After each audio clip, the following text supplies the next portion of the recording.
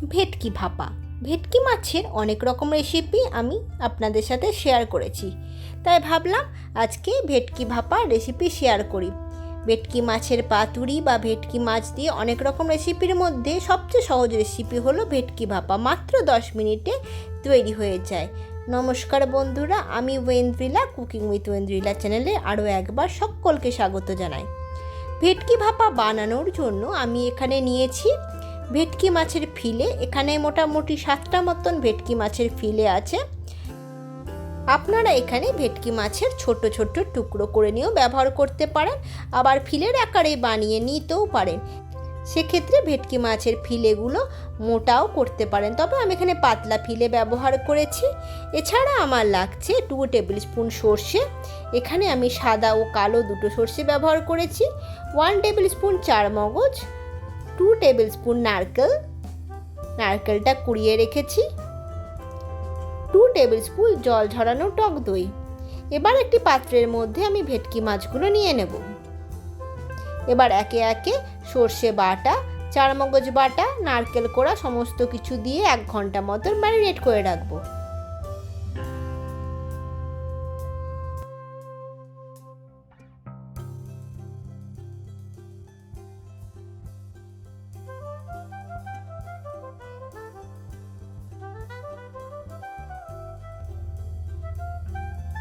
দেব খুব সামান্য পরিমাণে হলুদ গুঁড়ো, স্বাদ অনুসারে নুন আর খুব সামান্য পরিমাণে চিনি। দেব 2 টেবিল স্পুন সর্ষের তেল।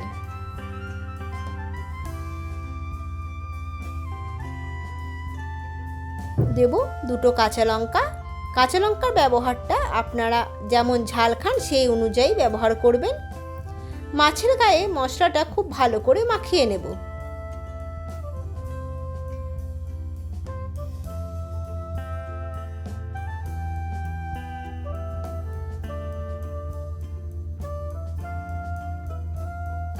এবার 1 ঘন্টার জন্য আমি রেখে দেব। 1 ঘন্টা পর একটা টিফিন বক্সের মধ্যে মাছের ফিলেগুলোকে আমি সুন্দরভাবে সাজিয়ে নেব। আমি এখানে টিফিন বক্সে জলের মধ্যে বসিয়ে ভাপিয়ে নিয়েছি। সেক্ষেত্রে আপনারা মাইক্রো ওভেনেও করতে পারেন। মাইক্রো ওভেনে যদি আপনারা ভেটকি ভাপা করেন, আপনারা মাইক্রো পাওয়ারে 180 ডিগ্রিতে 10 মিনিট ভাপিয়ে নিলে আপনাদের রেডি হয়ে যাবে ভেটকি ভাপা। 10 মিনিটের বেশি ভেটকি ভাপানোর কোনো দরকার নেই, কারণ ভেটকি খুব তাড়াতাড়ি সেদ্ধ হয়ে যায়। ওপর থেকে আপনারা সর্ষের তেলও ছড়িয়ে দিতে পারেন। এবার একটি পাত্রের মধ্যে আমি জল গরম করে নেব। আমার কাছে কোনো স্ট্যান্ড ছিল না, তাই আমি বাটির ব্যবহার করেছি। আপনারা স্ট্যান্ড থাকলে স্ট্যান্ডেরই ব্যবহার করবেন।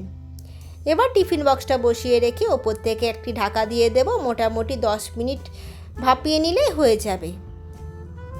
আমার 10 মিনিট হয়ে গেছে। এবার টিফিন বক্সটা আমি জল থেকে তুলে নেব।